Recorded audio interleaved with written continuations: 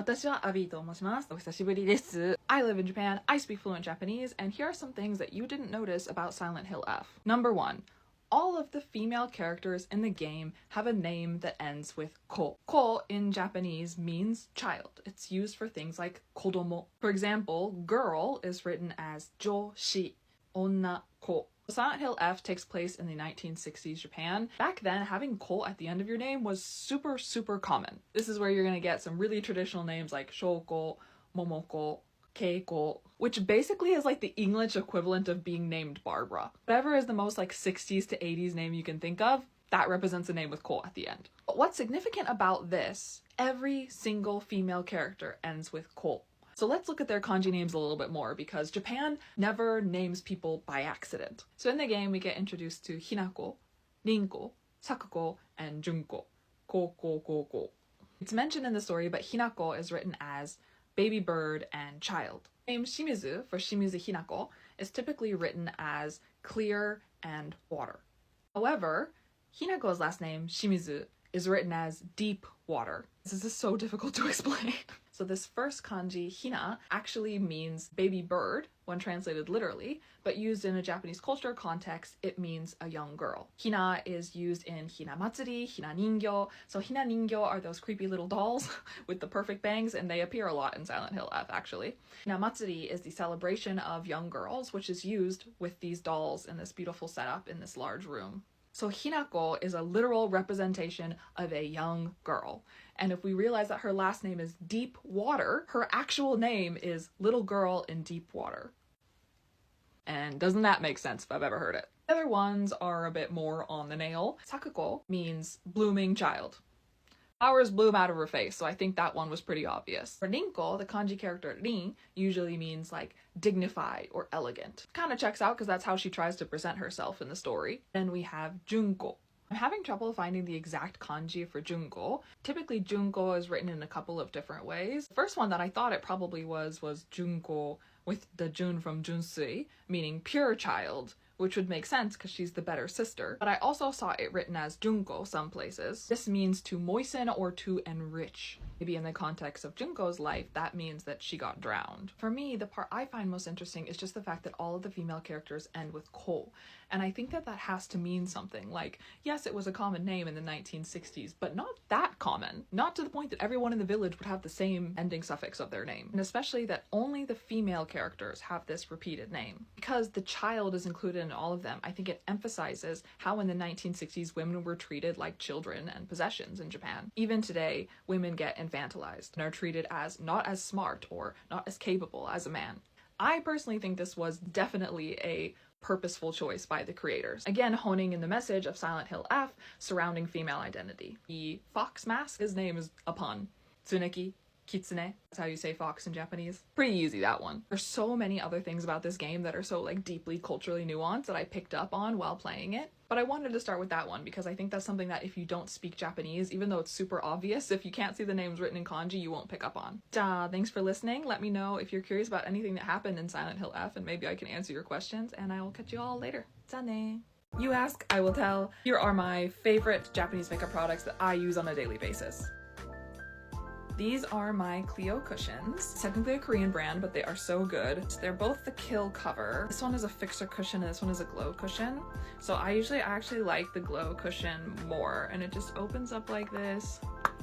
And you tap and then you drop off the excess here, put it on. For mascara, I like to use the Maybelline Sky High Lash Lift. This is the most popular mascara in Japan. It's everywhere. I have 2 of them. Second favorite is the Heroin Make Volumizing Waterproof Mascara. This I used for many years before the Sky High Lash Lift came out. I also use the Smooth Liquid Eyeliner on a daily basis. I love them. And then more Maybelline, the Maybelline Hyper Sharp. If you are in Japan, buy this because you can't buy it in the US. I don't know why. This is a Maybelline product that you can only buy in Japan. I have been so obsessed with it that I have used this since 2013. Not this one specifically, I have bought many, but get this. So this is an under eye glitter stick by A-Make.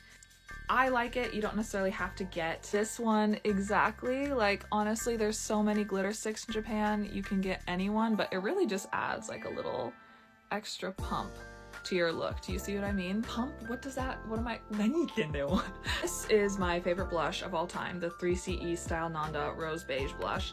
Again, technically a Korean product, but really popular in Japan. I love it. Wearing it right now. I would be remiss to not talk about the Roman lipsticks, lip tints, lip glosses. Anything by this brand, amazing. They also have these like glitter eyeshadow palettes that I really, really want. I don't have one yet, but someday. I could only find these two to show you on camera, but I have about 5 of them. Again, a Korean brand. All of Japanese makeup is kind of Korean makeup right now, if I'm being honest. Can Make is another brand that Japanese people absolutely swear by. I have the setting powder, but I can't find it anywhere for some reason right now, I'm sorry. But be warned that although Can Make is really cheap, you kind of get what the product's worth. It's not that nice. So I would recommend some of these other brands before Can Make. Let me know some of your favorite products down below and I'll see you in the next one. じゃあね, arigato. Hello, konnichiwa. My name is Abby. I've been living in Japan on and off since 2013. And these are my most recommended Japanese reality TV shows and why you should watch them. If you're looking for just like a pure good time, 世界の果てまで行ってきゅ. In this show, this like cast of comedians who are all super funny, by the way. This is Imoto. I love her. And this is Degawa and like probably the funniest person alive. I'm going to put my favorite clip of Ite-Q in here. Sorry, question. Do you know moon? Okay?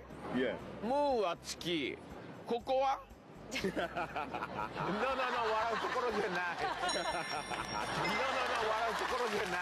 So basically on Ite-Q, what they do is they go around the world and experience different cultures. What I recently watched is that they went to Texas and they tried to do bull riding and pig wrestling and then like a chicken mimicking contest. It was like a cock-a-doodle-doo situation going on and they're like, America no bunka da.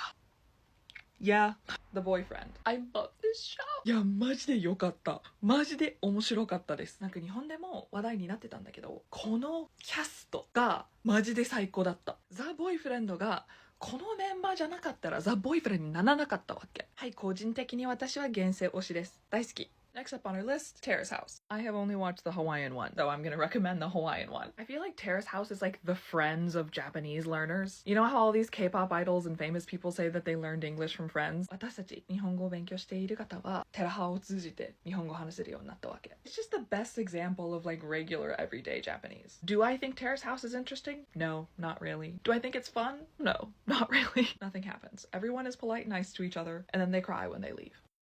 A deep cut. You guys might super famous talk show host, and she also does have another talk show called Matsuko no Shiranai Sekai. But I came to Japan for the first time in 2013. I used to watch her show Getsuyo kara Yoru Fukashi all the time on TV. It's like a little bit more adult, a little more silly, fun, spicy, and I love that. She's so funny. That's just a quick start, but what is your favorite Japanese reality TV show? Feel free to leave it in the comments. 勉強頑張ろうね! Yahoo, 皆さんこんにちは。私はアビで I live in Japan, and you guys have been asking me how I study Japanese. It is currently April, a beautiful season in Japan, and we are gearing up for the JLPT in July, so there's no better time to start studying than right now. If you're currently studying for the JLPT, I highly recommend my partner, Todai Japanese. I have been using Todai Japanese myself since about 2018 to brush up on my kanji, study for the JLPT. It's probably the greatest reading app out there. They even have these super cool practice JLPT tests that you can do and you can get like a fake certificate and everything. The JLPT is about more than just reading, it's about your timing, so it's a great way to practice pacing yourself. Not to mention all the content that they have are actual Japanese news articles, so you can keep up with all the content in Japan while you're doing it. And for a limited time, you can use this discount code to get a discount on a premium membership. The app is completely free to download and you can start studying today using the link in my description.